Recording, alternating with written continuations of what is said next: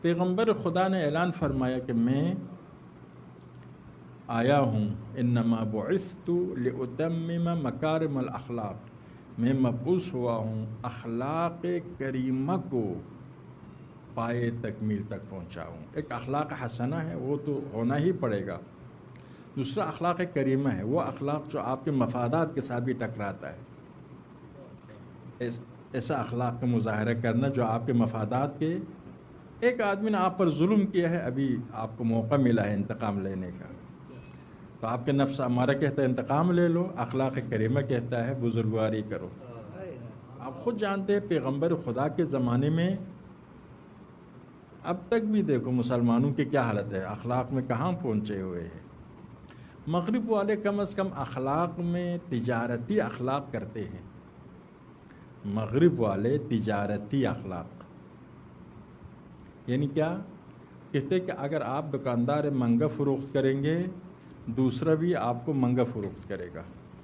آپ مال غلط دیں گے تو لوگ آپ سے مال نہیں خریدیں گے۔ آپ خوش اخلاقی کے ساتھ تجارت کریں گے، لوگ آپ کے دکان پر آئیں گے۔ کارخانہ ہو، دکان ہو، کمپنی ہو، کوئی فرق نہیں پڑتا، حکومتیں ہو،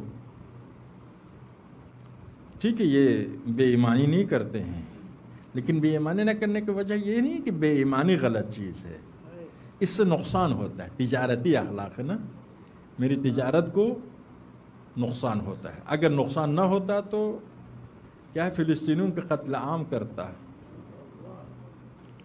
کوئی فرق نہیں پڑتا۔ ساری دنیا میں ظلم کس کی طرف سے ہو رہا ہے؟ یہی غربی دنیا ہے نا۔ نوبل کے انعام دیا یورپ کو، جبکہ دنیا میں جہاں بھی ظلم و ستم ہوتا ہے اس کے پس منظر میں دیکھیں گے امریکہ اور مغرب کی حمایت حاصل ہے۔ وہ حمایت نہ کرے، کوئی ظالم ظلم نہیں کر سکتا ہے۔ تو یہ کم از کم یہ تو ہے، بہرحال اپنے علاقوں کو بچانے کے لیے، اپنی تجارت کو بچانے کے لیے کام صحیح کرتے ہیں۔ مولا فرماتے ہیں اگر جنت و جہنم نہ بھی ہو، اخلاق کریمہ کو اپنانا چاہیے، اخلاق کریمہ ہونے کی وجہ سے۔ بزرگواری، دین آیا ہے انسان کو انسان بنانے کے لیے، انسان بن جائے تو انسان کی جگہ جنت ہے۔ اگر انسان بن جائے ادھر بھی جنت بنے گی، جنت کی نظیر بن جائے گی۔ غلط افراد جمع ہو تو جہنم بن جاتی ہے، صحیح افراد جمع ہو جائے جنت۔